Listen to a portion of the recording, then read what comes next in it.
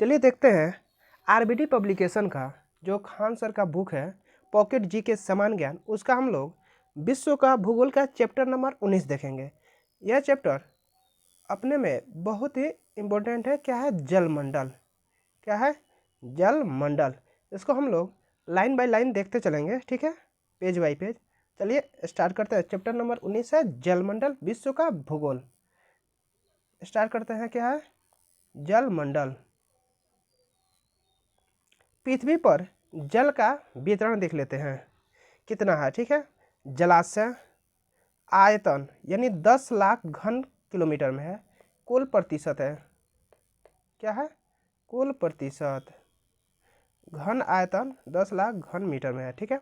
महासागर यानी महासागर का आयतन कितना है? 1370 है।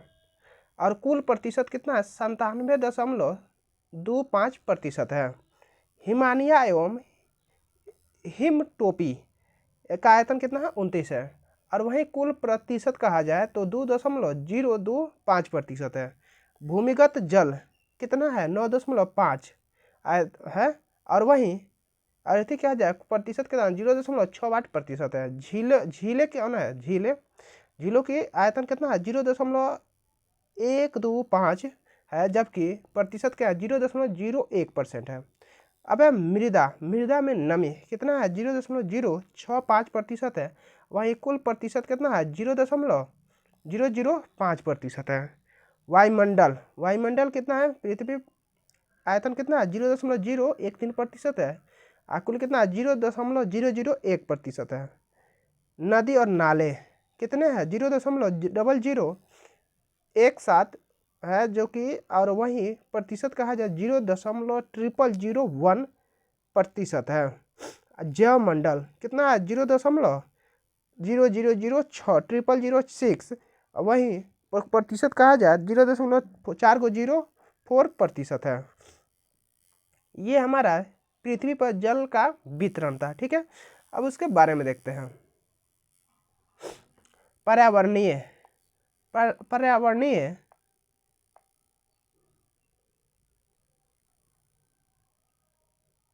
पर्यावरणीय संघटकों में जल का महत्वपूर्ण स्थान है, ठीक है, क्योंकि इसके बिना किसी भी जीव का अस्तित्व संभव नहीं है। संपूर्ण पृथ्वी का 3/4 भाग यानी लगभग 71% जलमंडल का विस्तार है।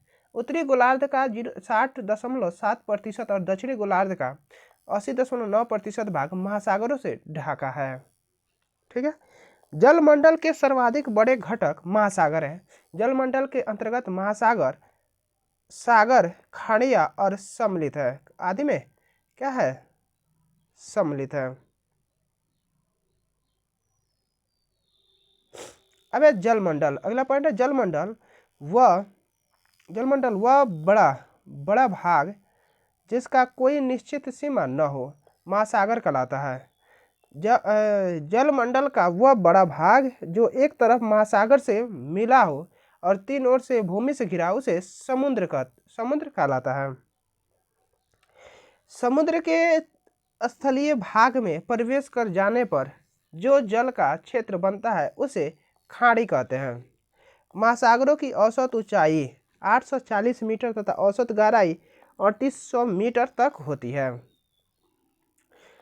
इसकी ऊंचाई तथा गहराई को ऊंचामितीय वक्र द्वारा प्रदर्शित किया जाता है।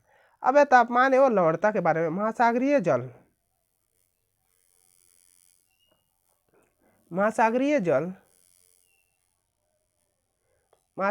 जल का दो महत्वपूर्ण गुण होता है। महासागरीय जल का दो महत्वपूर्ण गुण होता है। कौन कौन होता है? चलिए देख लेते हैं।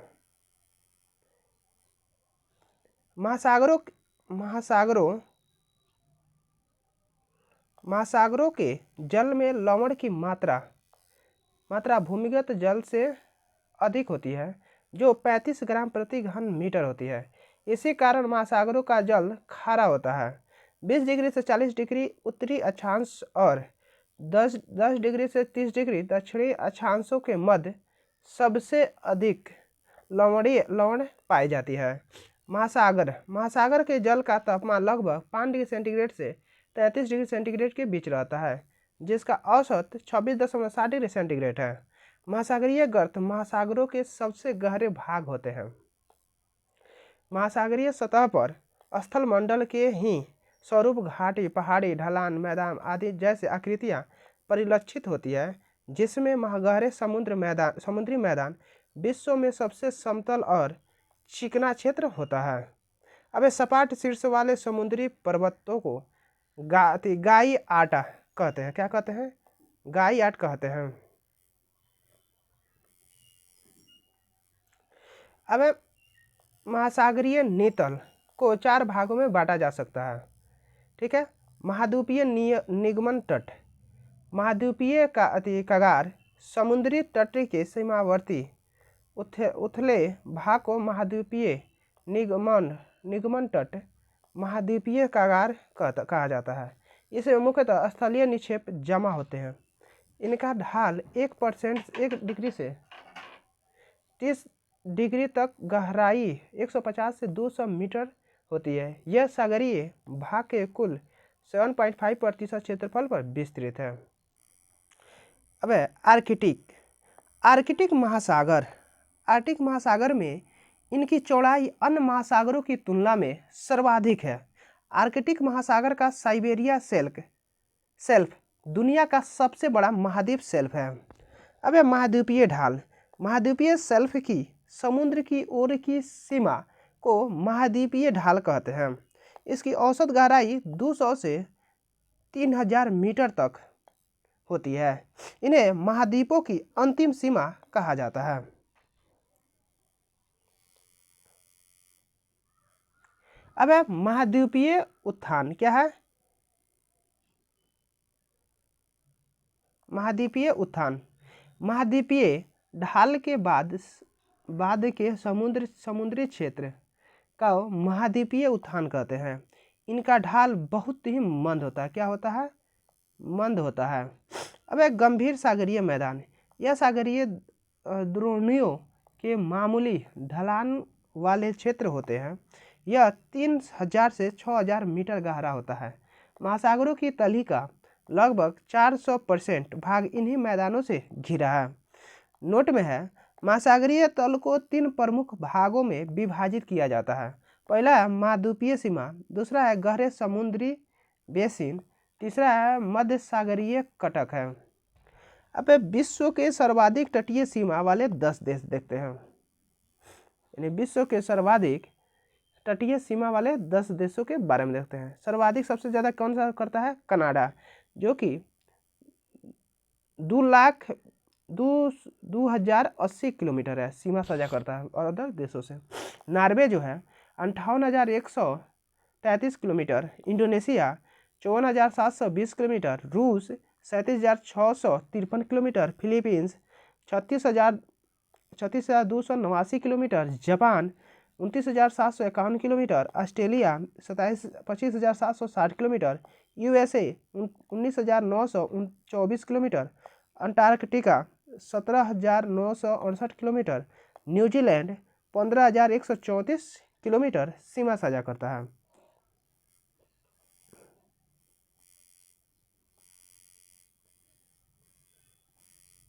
अब है भारत की तटीय सीमा की लंबाई 7500 किलोमीटर है और वह विश्व के 16वें स्थान पर है। अब है महासागर के बारे में जानते हैं। क्या है? महासागर।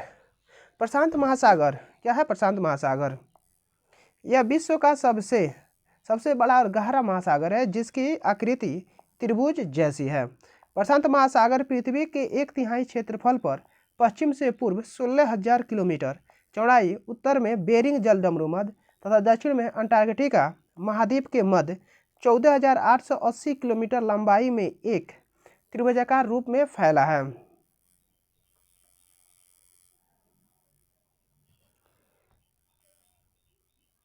इसकी औसत गहराई 4,572 मीटर है।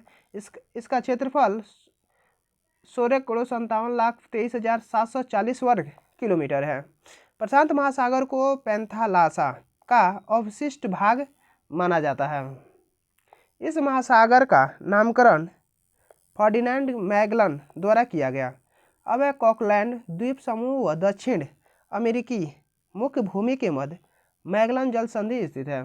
प्रशांत महासागर के पश्चिम तट की ओर समुद्री द्वीपों का ट्रेंच की बहुतायत है, जबकि पूर्व की ओर द्वीपों का लगभग अभाव पाया जाता है। इसकी सर्वाधिक चौड़ाई 5 डिग्री उत्तरी अक्षांश पर 19,800 किलोमीटर पूर्वी द्वीप समूह से दक्षिणी अमेरिका के पश्चिमी तट तक है।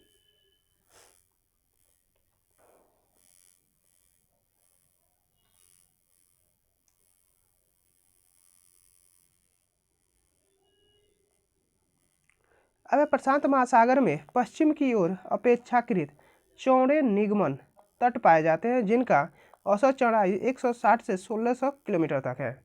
अब यह पूर्वी किनारों की निगमन तट की चौड़ाई कम होने के कारण रॉकीज व एंडीज विशाल पर्वत है। अब ग्रेट बैरियर रीफ यह ऑस्ट्रेलिया के क्वींसलैंड के समीप संसार की सबसे बड़ी प्रवाल भित्ति है। प्रशांत के पश्चिम तट की ओर सीमांत सागर पाए जाते हैं, जो क्रमशः उत्तर से दक्षिण है। बेरिंग सागर, आखोर्सक सागर, जापान सागर, पीला सागर, हांगहो नदी, पूर्वी चीन सागर, दक्षिण चीन सागर, फिलीपींस सागर, सेलेबीज सागर, जावा सागर, कोरल सागर, ये सब क्या है? प्रशांत के पश्चिमी तट के सीमांत सागर है। तो उत्तर से दक्षिण है। अब आगे देखते हैं। पूर्व की ओर एंडीज पर्वत श्रेणी के मुख्य अटाकामा ट्रेंच, चिली ट्रेंच स्थित है, जो कि संसार का सर्वाधिक सापेक्षिक ऊंचाई से संबंधित भाग है। यहाँ सापेक्षिक ऊंचाई से तात्पर्य ट्रेंच गर्त के निम्नतम बिंदु एवं एंडीज के उच्चतम बिंदु के मध्य की ऊंचाई है। अब मेरियाना गर्त न केवल प्रशांत महासागर का बल्कि दुनिया का सबसे गहरा गर्त है। प्रशांत महासागर में मुख्यतः मध्यवर्ती विस्तृत कटक का अभाव है, यद्यपि यहाँ स्थापित अंतरसागरीय कटक पाए जाते हैं। पहला अल्बाट्रोस पठार, दूसरा है चिली उभार, अब है तोनूतो उभार, प्रशांत अंटार्कटिक कटक, लोड होवे कटक, हवाई उभार, अब है मार्केस नेकेर, दक्षिण हॉर्न्स उभार, अब है गेलापेगोस, प्रशांत महासागर का विषुवत रेखा पर स्थित द्वीप जो कि डार्विन से संबंधित है। अब है ओशनियाई राष्ट्र, क्या है? ओशनियाई राष्ट्र प्रशांत महासागरीय द्वीपों और स्वतंत्र राष्ट्रों की ओशनियाई देश कहा जाता है। ऑस्ट्रेलिया के उत्तरी भाग में द्वीपों के समूह वो 3 भागों में विभक्त किया गया है: माइक्रोनेशिया, मेलेनेशिया और पोलिनेशिया। अब सर्वाधिक मैग्नीज की ग्रंथियां प्रशांत महासागर में मिलती है। अटलांटिक महासागर विश्व के क्षेत्रफल का 1/6 भाग तथा प्रशांत महासागर के क्षेत्रफल का 1/2 भाग में फैला हुआ है। इसका कुल क्षेत्रफल 8,29,63,800 वर्ग किलोमीटर है। इसकी आकार एस अक्षर के समान है। अटलांटिक महासागर के पश्चिम में उत्तरी और दक्षिण अमेरिका तथा पूर्व में यूरोप और दक्षिण में अफ्रीका है। अटलांटिक महासागर में उत्तर में ग्रीनलैंड, हडसन की खाड़ी बाल्टिक सागर है। दक्षिण अटलांटिक महासागर में बरमूडा प्रवाल द्वीप है। इसके पूर्व में भूमध्य सागर तथा काला सागर स्थित है। इस महासागर की सबसे महत्वपूर्ण विशेषता मध्य अटलांटिक कटक है। यह उत्तर में आइसलैंड से दक्षिण में बोवेट द्वीप तक लगभग 14,000 किलोमीटर लंबा तथा 4,000 मीटर ऊंचा है।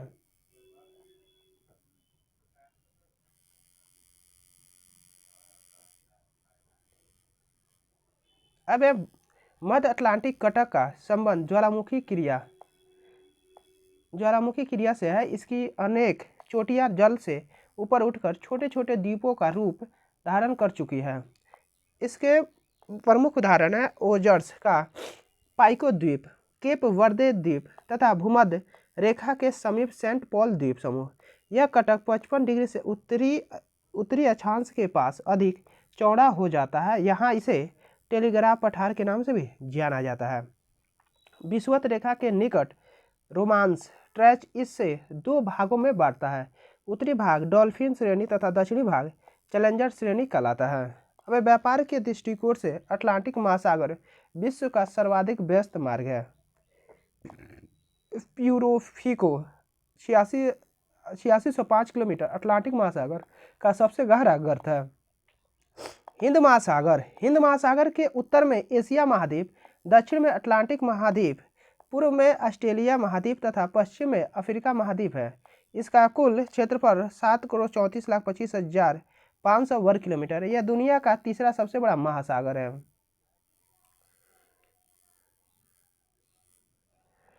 अब अटलांटिक महासागर से यह अगुलहास आंतरीय 20 डिग्री पूर्वी देशांतर द्वारा पृथक है।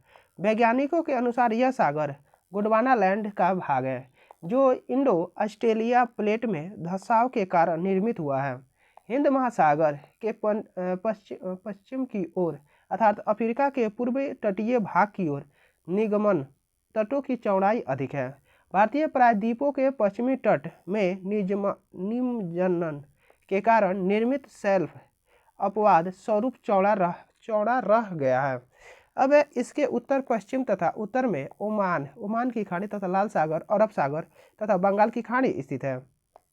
हिंद महासागर कटक।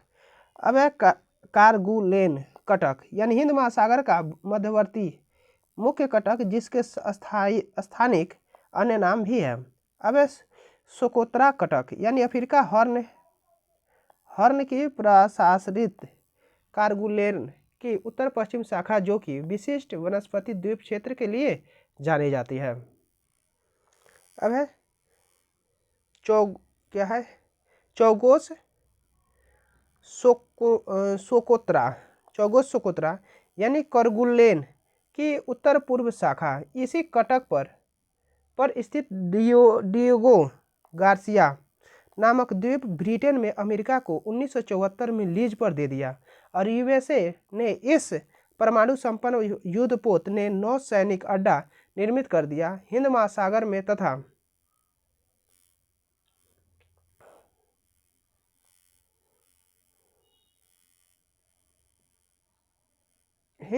में सीमावर्ती देशों पर प्रभाव को लेकर महाशक्तियों के मध्य संघर्ष प्रारंभ हो गया। अब मूलतः यहीं से हिंद महासागर की भू राजनीतिक तथा चरम प्रारंभ माना जाता है। अब सेचेलीज यानी पूर्वी अफ्रीका तट की ओर पृथक कटक, इस पर सुंदर पुलीन सागर तरंग निक्षेपित मैदान युक्त विश्व प्रसिद्ध सेल्स द्वीप स्थित है।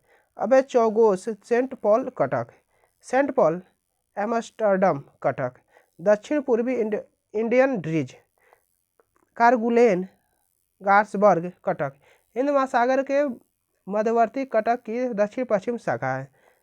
मेडागास्कर मालागासी, कुछ विद्वानों के अनुसार मेडागास्कर द्वीप इसी कटक पर स्थित है। प्रिंस क्रूज कटक हिंद महासागर का दक्षिणतम बड़ा कटक। 90 डिग्री ईस्ट कटक, पूर्वी कटक यानी हिंद महासागर में मध्यवर्ती कटक के समानांतर 90 डिग्री पूर्वी देशांतर रेखा के समानांतर है। अब कुछ विद्वानों के अनुसार यह हिमालय के दक्षिण प्रसार का जलमग्न भाग है। अंडमान कटक 90 डिग्री पूर्व कटक का उत्तरी प्रसार है। इसे हिमालय के दक्षिण प्रसार का जलमग्न भाग भी माना जाता है। अब हिंद महासागर इंडो ऑस्ट्रेलियन प्लेट के क्षेत्र से संबंधित है। इसके अभिसरण किनारों पर ट्रेंच या गर्त पाई जाती है। अब जावा सुमात्रा के पास स्थित सुंडा ट्रेंच हिंद महासागर की सबसे गहरी खाई है, जो कि 1725 मीटर है। अब मेरियाना 11.02 किलोमीटर प्रशांत महासागर। सुंडा ट्रेंच 7125 किलोमीटर हिंद महासागर में। अंटार्कटिक यानी दक्षिण महासागर अंटार्कटिक के तट पर फैले जल निकाय को दक्षिणी महासागर अथवा अंटार्कटिका महासागर के रूप में अमेरिकी बोर्ड द्वारा मान्यता प्राप्त है। यह दुनिया का चौथा सबसे बड़ा जल निकाय है। अब है आर्कटिक महासागर। यह यूरोप, एशिया एवं उत्तरी अमेरिका के उत्तरी तटों से घिरा हुआ है। यह उत्तरी ध्रुव के चारों ओर है। यह बेरिंग जल संधि से प्रशांत महासागर से जुड़ा है। यह सबसे छोटा महासागर है।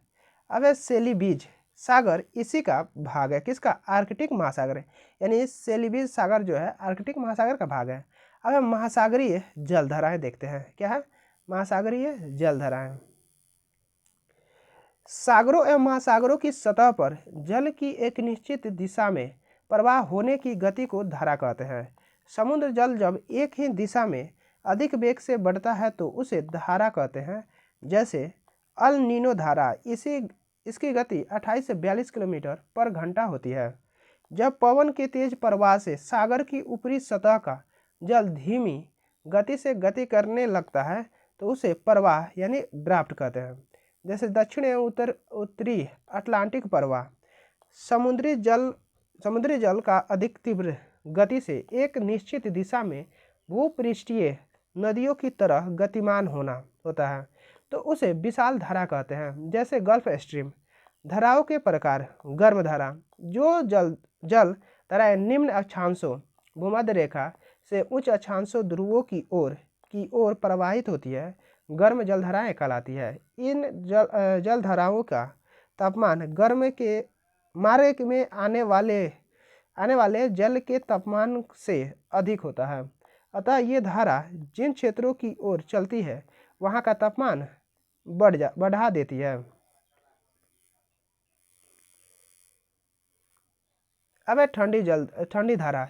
जो धाराएं उच्च अक्षांशों से निम्न अक्षांशों की ओर चलती है तो ठंडी जलधाराएं कहलाती है। इन जलधाराओं का तापमान मार्ग में आने वाले जल के तापमान से कम होता है। अतः ये धारा जिन क्षेत्रों की ओर चलती है वहाँ का तापमान कम कर देती है।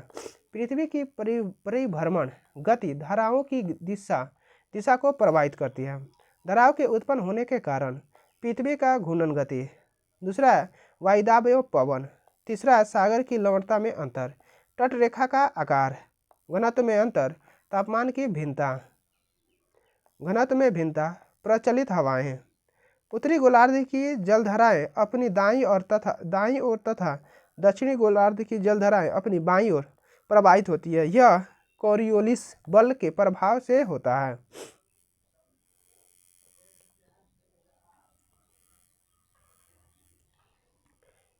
अब है सारगैसो सागर। यह उत्तरी अटलांटिक महासागर में स्थित है। सारगैसो सागर 4 महासागरीय धाराओं के बीच में स्थित है। 4 धाराओं के नाम है खाड़ी का धारा, उत्तर भूमध्य रेखीय धारा, उत्तरी अटलांटिक प्रवाह, अब है कनारी धारा। ठीक है, सारगैसो धारा ये सब है। ठीक है, चलिए आगे देखते हैं।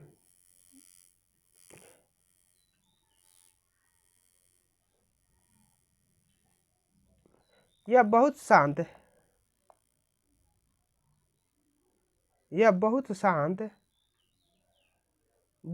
एवं स्थिर जल का क्षेत्र है। इस बहुत शांत एवं स्थिर क्षेत्र का ही मध्य वाले हिस्से को ही कहते हैं सारगैसो कहा जाता है। यानी यह बहुत ही शांत एवं स्थिर जल का क्षेत्र है। इसमें बहुत शांत एवं स्थिर क्षेत्र का ही सारगैसो कहा जाता है। ये चारों धाराएं मिलकर गोलाकार आकृति का निर्माण करती है, जिसके कारण पानी मध्य में शांत रहता है। इसका क्षेत्रफल 11,000 वर्ग किलोमीटर होता है। अब इस गोलाकार हिस्से में एक तरफ से घास होती है जिसका नाम सारगैसो है। इस घास की जड़ नहीं होती, यह बिना जड़ के ही तैयार होती रहती है। सारगैसो सागर समुद्र के अंदर समुद्र है, अतः इसकी कोई जमीनी सीमा नहीं है। यहाँ अटलांटिक की सर्वाधिक लवणता 37% व औसत वार्षिक तापमान 26 डिग्री सेंटीग्रेड मिलता है। सरगेजो सागर को सर्वप्रथम स्पेन के नाविकों ने देखा था। इसे महासागरीय मरुस्थल कहा जाता है। अब प्रशांत महासागर की धाराएं देखते हैं। प्रशांत महासागर की धाराएं, गर्म जलधारा और ठंडी जलधारा। गर्म जलधारा यानी उत्तर विषुवत रेखीय धारा, दक्षिण विषुवत रेखीय धारा, उत्तरी प्रशांत धारा, क्यूरोसियो धारा, सुसीमा धारा, अलास्का की धारा, उत्तरी नीनो धारा, पूर्वी ऑस्ट्रेलिया की धारा। ये है गर्म जलधारा। ठंडी जलधारा, क्यूराइलिया ओयासियो धारा, ओखोटस्क धारा, पश्चिमी पवन धारा, कैलिफोर्निया धारा और पेरू या हम्बोल्ट धारा। ये सब क्या है? ठंडी जलधारा है।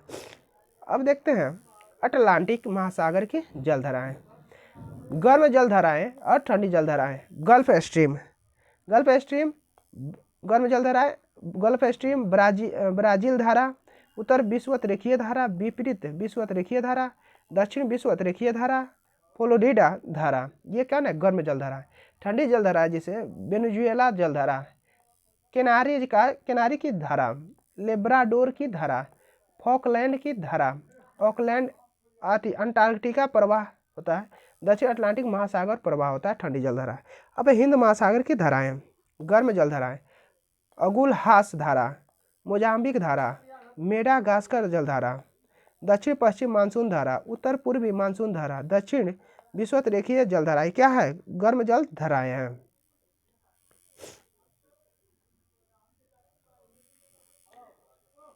अब है ठंडी जलधाराएं। पश्चिमी ऑस्ट्रेलिया धाराएं।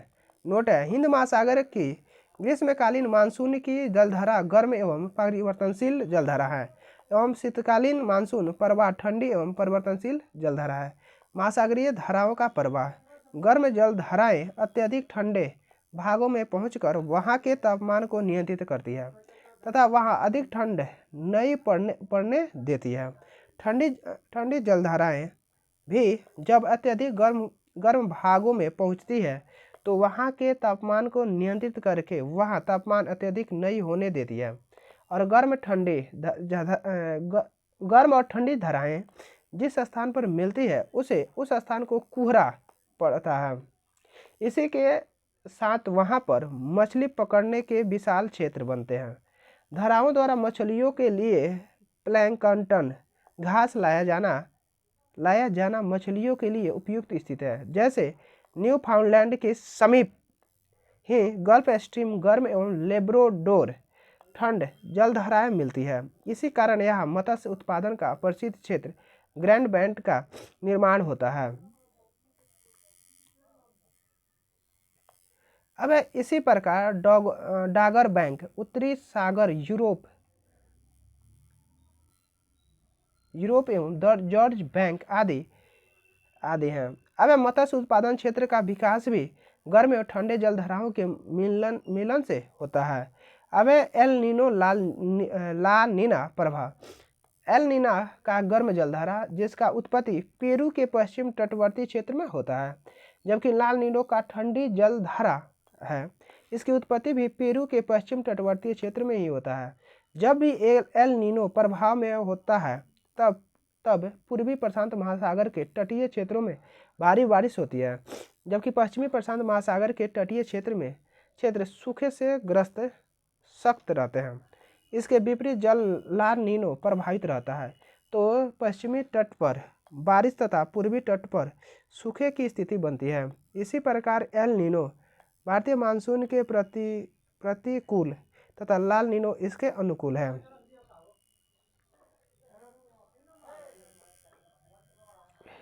अब महासागरीय तापमान। महासागरीय तापमान समुद्री तटों के पास स्थित स्थलीय भागों की जलवायु को प्रभावित करता है। महासागरीय जल का औसत तापांतर लगभग 1 डिग्री सेंटीग्रेड होता है। इसमें उच्चतम तापमान शाम को व न्यूनतम तापमान प्रातः में होता है। अब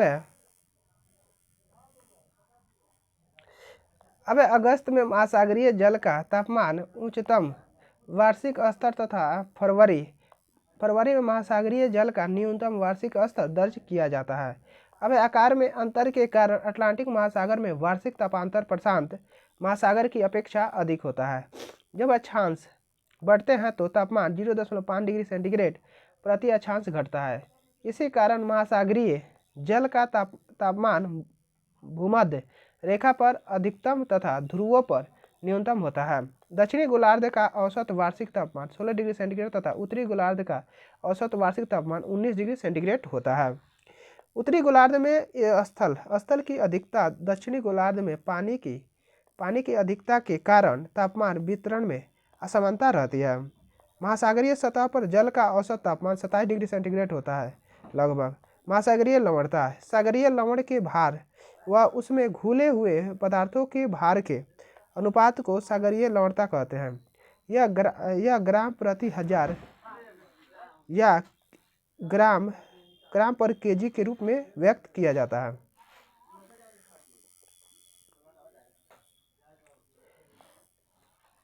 अब महासागरीय जल की औसत लवणता लगभग 35 ग्राम प्रति 1000 ग्राम है।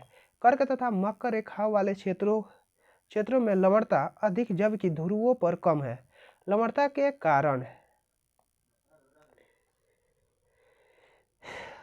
के कारण सागरीय जल का घनत्व क्वथनांक अधिक तथा हिमांक कम होता है। लवणता के कारण वाष्पीकरण न्यूनतम होता है। 24.7 की लवणता को खारे जल की सीमांकित करने की उच्च सीमा माना गया है। अब समुद्री जल की लवणता गहराई के साथ बढ़ती है क्योंकि अधिक लवणता वाले जल का घनत्व अधिक होता है, जिस कारण वह नीचे बैठ जाता है। इसी कारण एक सीमा के बाद दूसरी समुद्री जल की लवणता तीव्रता से बढ़ती है। इस सीमा को क्या कहते हैं? होलोक्लाइन कहते हैं। अब सागर का लवणता पहुंचाने वाले प्रमुख कारकों में नदियां, पवन, ज्वालामुखी, राख प्रमुख है। इसी कारण समुद्र जल का वर्षा जल की अपेक्षा अधिक लवणता वाला होता है। अब समुद्र लवणता को प्रभावित करने वाले कारक निम्नलिखित है। वाष्पीकरण और वर्षा जल की आपूर्ति, नदी जल का आगमन, वायु दाब तथा वायु दिशा, पवन प्रवाह, महासागरीय जल का प्रवाह। नोट में समुद्री जल के बर्फ में बदलने व वाष्पीकरण के कारण समुद्री लवणता बढ़ जाता है। अब वान झील, तुर्की 330%, मृत सागर 238%, ग्रेट साल्ट लेक यूएसए 220%, कारासोगाज खाड़ी 170%, सांभर झील राजस्थान में 205%, कैस्पियन सागर का दक्षिण भारत 195%, कैस्पियन सागर का उत्तरी भाग 23%, लाल सागर 40% है। नोट में है तुर्की के वान झील में सर्वाधिक लवणता पाई जाती है। महासागरों की दृष्टि से सर्वाधिक लवणता अटलांटिक महासागर में है। अब समतल समान लवणता वाले क्षेत्रों की मिलाकर खींची गई रेखा समलवण रेखा कहलाती है।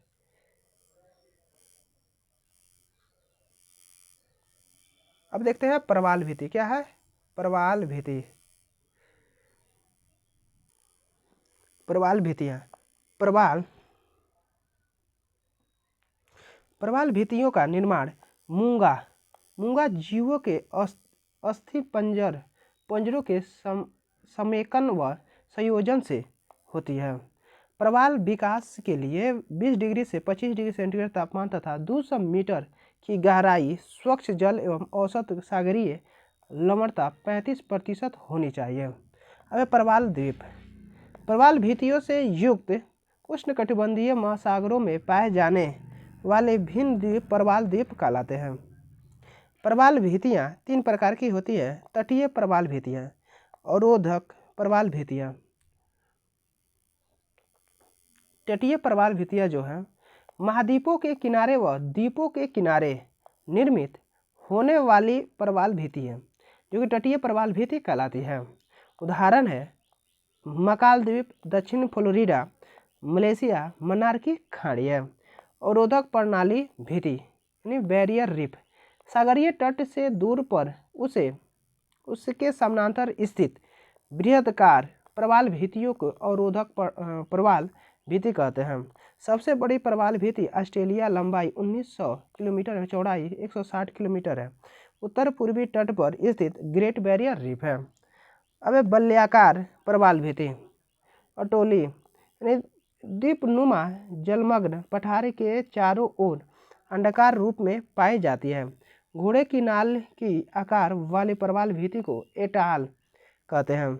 प्रवाल विरंजन, जब सागरीय तापमान में वृद्धि हो जाती है तो प्रवाल शैवाल को अपने शरीर से निकाल देते हैं, जिससे शैवाल मर जाते हैं तथा प्रवाल श्वेत रंग के हो जाते हैं। यह घटना सबसे ज़्यादा हिंद महासागर में होती है।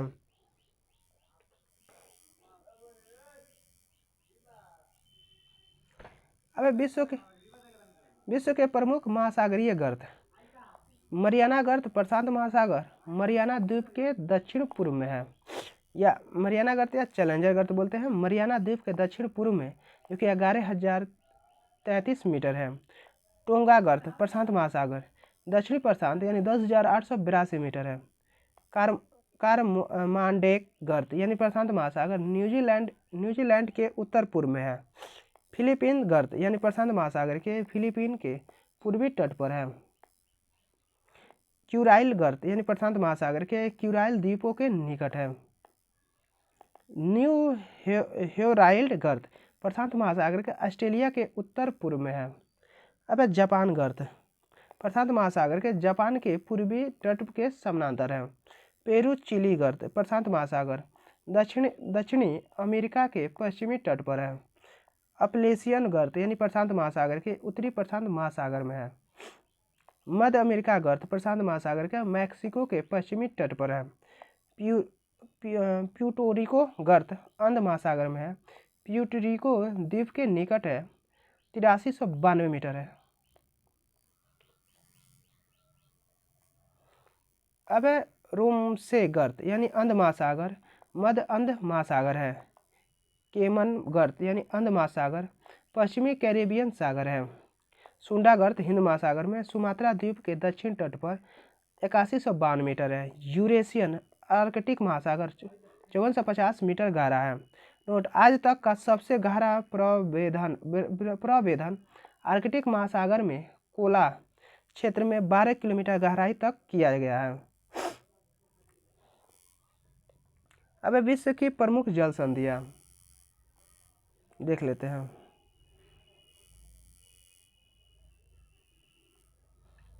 जल संधि यह दो विभिन्न जल राशियों को जोड़ती है एवं दो स्थलों को अलग करती है। अब सुगारू जल संधि। सुगारू जल संधि जो है जापान सागर तथा प्रशांत महासागर में है, स्थित है जापान में। अब है मैगेलन जल संधि प्रशांत महासागर तथा दक्षिण अटलांटिक महासागर को जोड़ती है और कहाँ स्थित है? चिली में स्थित है।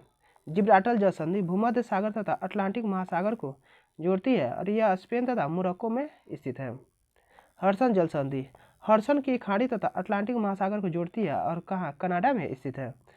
बास्पोरस जल संधि काला सागर तथा सी ऑफ मारमारा कहाँ है? टर्की में स्थित है। अब डैमिनियर जल संधि प्रशांत महासागर में है, जो कि इंडोनेशिया में स्थित है। अब डेविड जल संधि बेफिन की खाड़ी अटलांटिक महासागर में ग्रीनलैंड तथा कनाडा में स्थित है। State of Dover English channel तथा उत्तरी सागर में है। इंग्लैंड तथा फ्रांस को जोड़ती है। जापान जल संधि प्रशांत महासागर में स्थित है। यह इंडोनेशिया जल संधि को जोड़ता है।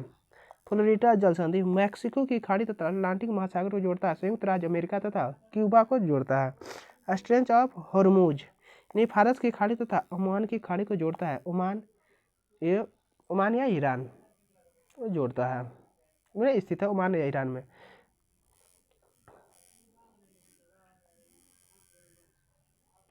अब देखते हैं मलाक्का जल संधि अंडमान सागर तथा दक्षिण चीन सागर को जोड़ता है। यह इंडोनेशिया तथा मलेशिया में स्थित है। अब है डोवर जल संधि इंग्लिश चैनल तथा उत्तरी सागर को जोड़ता है। इंग्लैंड और फ्रांस में स्थित है। डेनमार्क जल संधि उत्तरी अटलांटिक महासागर तथा आर्कटिक महासागर को जोड़ता है और आयरलैंड तथा ग्रीनलैंड में स्थित है। सुसीमा जल संधि जापान सागर तथा पूर्वी चीन सागर को जोड़ता है, यह जापान में स्थित है। अब युकाटन जल संधि मैक्सिको की खाड़ी तथा कैस्पियन सागर को जोड़ता है, यह मैक्सिको तथा क्यूबा में स्थित है। अब बेरिंग जल संधि यह बेरिंग सागर तथा चुक्सिक सागर को जोड़ता है, यह अलास्का तथा यूएसए रूस में स्थित है। अब स्टेट ऑफ बोनिफेसिया भूमध्य सागर को जोड़ता है, यह कोर्सिका तथा सार्डिनिया में स्थित है। पाक जल संधि मन्नार की खाड़ी तथा बंगाल की खाड़ी को जोड़ता है, यह भारत तथा श्रीलंका में स्थित है। सुंडा जल संधि जावा सागर तथा हिंद महासागर को जोड़ता है और ये कहाँ स्थित है? इंडोनेशिया में स्थित है। टोकारा जल संधि पूर्वी चीन सागर तथा हिंद प्रशांत महासागर में स्थित है, जापान में को जोड़ता है। कोरिया जल संधि जापान सागर तथा पूर्वी चीन सागर को जोड़ता है, यह जापान तथा कोरिया में स्थित है। अब है बांस जल संधि तस्मान सागर तथा दक्षिणी प्रशांत महासागर में स्थित है, विक्टोरिया तथा तस्मानिया में स्थित है। लुजोन जल संधि दक्षिणी चीन एवं फिलीपींस में सागर में स्थित है, लुजोन ताइवान में स्थित है। जिब्राल्टर जल संधि भूमध्य सागर एवं अटलांटिक महासागर में स्थित है, स्पेन मोरक्को में स्थित है। फोबेक्स जल संधि तस्मान सागर एवं दक्षिणी चीन सागर में स्थित है, न्यूजीलैंड में स्थित है। अब है बेले द्वीप जल संधि सेंट लॉरेंस खाड़ी अटलांटिक महासागर में स्थित है, कनाडा में स्थित है। यह सेंट लॉरेंस खाड़ी और अटलांटिक महासागर को जोड़ता है और कनाडा में स्थित है। बाब ऑयल मंडेव लाल सागर एवं अरब सागर में स्थित है, यह यमन जिबूती में स्थित है। अब है डार्डेन लीज जो कि महासागर एवं मरमरा सागर एवं एजिल सागर को जोड़ता है और कहाँ स्थित है? टर्की में स्थित है। जिब्राल्टर को भूमध्य सागर के कुंजी कहा जाता है। भूमध्य सागर के सिवाय यूरोप, एशिया एवं अफ्रीका तीनों महाद्वीप में मिलती है।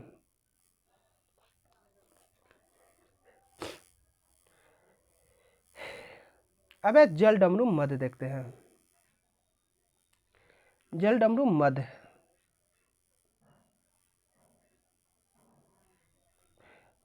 मध्य संकीर्ण जल पट्टियों को दो बड़े जल निकायों को जोड़ती है।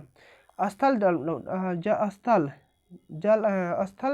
डमरू मध्य यह भूमि की एक संकीर्ण पट्टी है जो दो बड़े भूभाग को जोड़ता है और जल निकाय को अलग करता है। विश्व की प्रमुख जलडमरू मध्य को देखते हैं।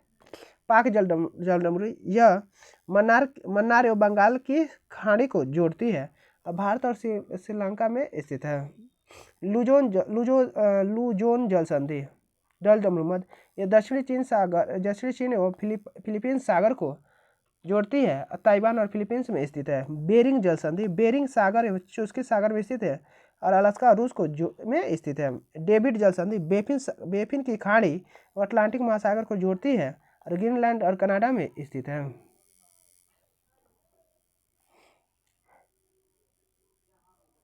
अब है डोवर जल संधि इंग्लिश चैनल एवं उत्तरी महासागर में को जोड़ती है और इंग्लैंड और फ्रांस में स्थित है। अब है सुंडा जल संधि जावा सागर एवं हिंद महासागर को सुमात्रा से जोड़ता है और इंडोनेशिया में स्थित है। जिब्राल्टर जल संधि भूमध्य सागर एवं अटलांटिक महासागर में स्थित है और स्पेन मोरक्को को जोड़ता है स्थित है। मैगलन जल संधि प्रशांत एवं दक्षिण अटलांटिक महासागर में स्थित है और चिली को प्रशांत एवं दक्षिणी अटलांटिक महासागर को जोड़ता है, चिली में स्थित है। अब है ज्वार भाटा चंद्रमा और सूर्य की आकर्षण शक्तियों के कारण सागरीय जल की ऊपर उठने तथा गिरने को ज्वार भाटा कहते हैं। सागरीय जल के ऊपर उठकर आगे बढ़ने को ज्वार तथा सागरीय जल के नीचे गिरकर पीछे लौटने की भाटा कहा जाता है। पृथ्वी पर प्रत्येक स्थान पर प्रतिदिन 12 घंटे 26 मिनट के बाद ज्वार तथा ज्वार के 6 घंटे 13 मिनट बाद भाटा आता है। ज्वार भाटा के कारण सूर्य का गुरुत्वीय बल चंद्रमा का गुरुत्वीय बल, पृथ्वी का अपकेंद्रीय बल। चंद्रमा सूर्य की तुलना में 380 गुना पृथ्वी के नजदीक है। इसी कारण चंद्रमा की ज्वार उत्पादन क्षमता सूर्य की तुलना में 2.17 गुना अधिक है।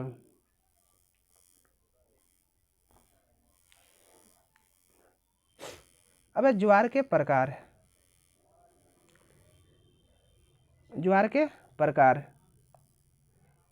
अब दीर्घ ज्वार, जब सूर्य, पृथ्वी और चंद्रमा तीनों एक ही सीधी रेखा में होते हैं तो चंद्रमा और सूर्य का सम्मिलित आकर्षण बल पृथ्वी पर पड़ता है, अतः उच्च ज्वार अनुभव किया जाता है। यह अवस्था अमावस्या या पूर्णिमा को उत्पन्न होती है।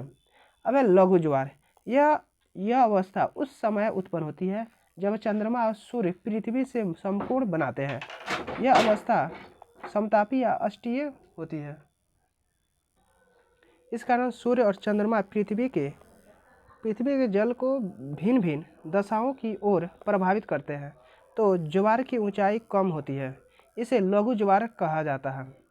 अब आमतौर पर लघु ज्वार एवं दीर्घ ज्वार के मध्य अंतर 7 दिन का होता है। समान स्थितियों में ज्वार एक दिन में 2 बार आता है, परंतु इंग्लैंड के दक्षिण तट पर स्थित साउथैम्पटन में ज्वार प्रतिदिन 4 बार आते हैं। विश्व का सबसे ऊंचा ज्वार भाटा कनाडा के नोवा में स्थित है। फंडी की खाड़ी में आता है, जिसकी ऊंचाई 15 से 16 मीटर होती है। अब महोर्मी तूफान, यह एक समुद्री तूफान है जो हवाओं और वायुदाब के परिवर्तन के कारण उत्पन्न होता है। यह नदियों के मुहानों को जलमग्न कर देता है। ठीक है, हम लोग अगला वीडियो में वायुमंडल देखेंगे। ठीक है, चलिए, thank you for watching. Like share and subscribe please.